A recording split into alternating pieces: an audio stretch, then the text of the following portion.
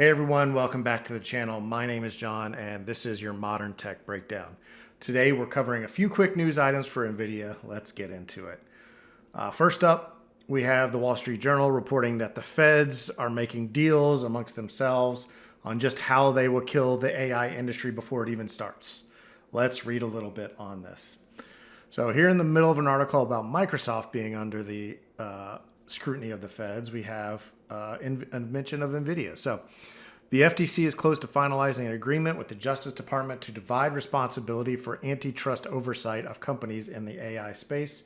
Some people familiar with the matter said the FTC would have the ability to probe the practices of Microsoft and OpenAI, while the department, meaning the Department of Justice, would handle Nvidia, the semiconductor firm whose chips are essential to training AI models. The deal between the agencies would allow the Justice Department to investigate whether any of Nvidia's chip supply agreements or other practices are anti-competitive, one of the people said. So it seemed that the feds have been arguing amongst themselves which three-letter agency should put their boot on the neck of the AI companies, and it turns out that the DOJ will be investigating Nvidia. What they could have possibly done wrong is anybody's guess. My guess is that Lina Khan's minions at the FTC started going after Nvidia, poking their nose in, and the DOJ got wind of it and screamed, "Hey, we were here first." So perhaps an argument that was hashed out at the White House. But by the way, let's talk about Lina Khan and AI for a second. Here she is in November of last year. The FTC's role here is to scrutinize any bottlenecks. History shows that firms that capture control over key inputs or distribution channels can use their power to exploit these bottlenecks, extort customers, and maintain their monopolies. The role of antitrust is to guard against these bottlenecks achieved through illegal tactics and ensure that dominant firms are not unlawfully abusing their monopoly power to block innovation and competition.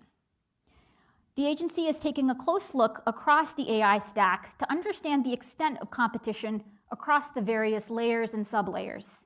We are examining whether dominant firms with control over key inputs like cloud infrastructure and access to GPUs may be able to charge excessive prices or impose coercive terms. And we've launched a new Office of Technology to bring on data engineers, data scientists, and AI specialists to ensure that our skill sets are keeping pace with evolving markets.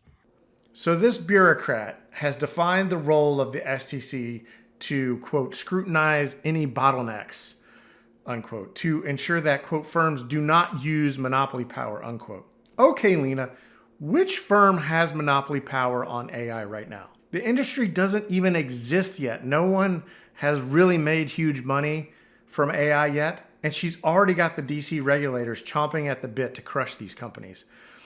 They should change the name of the FTC to the Department of Pre-Crime. These companies are spending tens of billions of dollars to build AI in the hopes that it'll pay off. And it may never actually do that. And then this unelected bureaucrat like Lina Khan comes in and starts spouting off, chilling the environment. It's ridiculous. Anyways, let's move on. Enough whining about the feds. So while the feds were plotting and scheming, Nvidia announced a 10-for-1 stock split. This is absolutely hilarious. There's no stopping this stock right now. Good for Nvidia. Enjoy it while it lasts, because Intel and probably others are seeing the profits and are also thinking about how they could get in on it. So great news for Nvidia. Shouldn't impact the price of the stock too much. Splits sometimes bump the stock up a little bit because more investors can afford to buy a share to small investors. But in general, it's a non-event from a price perspective. And then, all right, let's end on a quick fun side note today. GameStop is back in the news this week. So many things going on with this stock. This all happened today, this morning. First, GameStop posted lackluster sales news, which pushed the stock down considerably. Then the ever-present social media stock trader known as Roaring Kitty announces a YouTube live stream, which sends the stock back up, all before the opening bell. Then the market opens, trading in the stock gets halted twice for volatility limits. And this all happened within 2 to 3 hours. Hilarious, this GameStop situation. Can't make it up. But anyways, the story won't die. But in any case, that's all I have for today. Appreciate you watching.